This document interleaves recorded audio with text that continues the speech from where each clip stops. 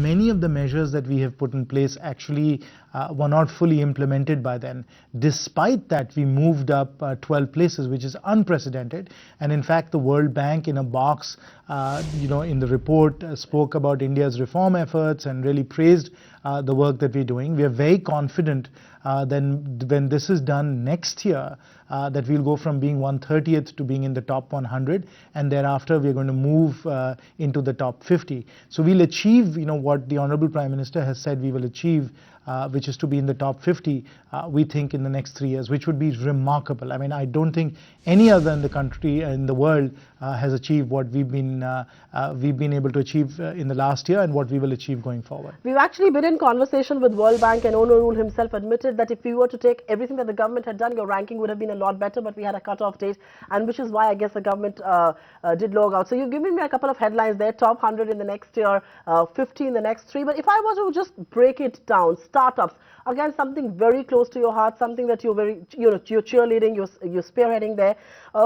Yes, we have improved substantially. It's gone down from 4 months to 29 days now, but we're still at 155. And look at the startup ecosystem in the country, how much it's mushrooming. What is the government going to do next so that that ranking improves? We are going to do a tremendous number of things there, and in fact, as I've already said in the media, in mid-December, the Honorable Prime Minister is going to be making a series of very important announcements for startups.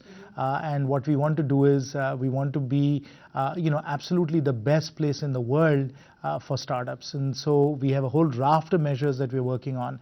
And ease of doing business is very central to all of that. So stay tuned. Stay tuned. You're learning my language, and I'm wondering if my job is in shambles there. But enforcement of contracts, again, something where we rank a very piteous 178. I know your ministry particularly is looking into the whole public-private partnership model, but this does give you a sense that there's a lot of litigation that happens between the government on one hand and private companies on the other. How is this a priority area, and what can we expect on this particular front? Yeah, somebody who spent 30 years in the private sector myself, I can tell you that contracts are sacrosanct, and we have to have the enforcement mechanism for contracts so that people can do business with the confidence and the security that if they enter into an agreement with a party, that agreement will be honored and it can be enforced. So as far as contracts are concerned, there's just a whole host of things that we're doing.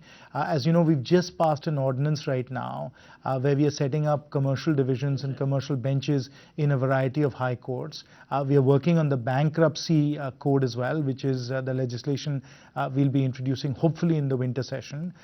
We are obviously working to strengthen and streamline our debt recovery tribunals as well, so that there's sufficient capacity there to resolve that.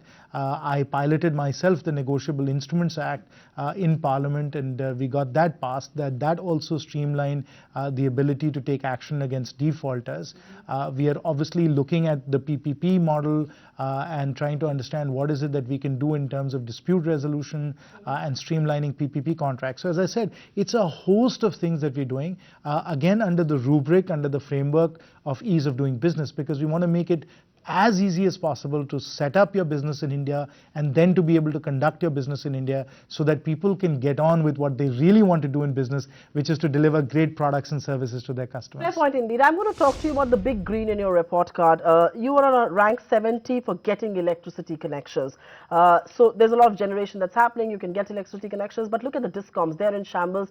You will perhaps be wearing some part of the burden as far as the discom restructuring is concerned.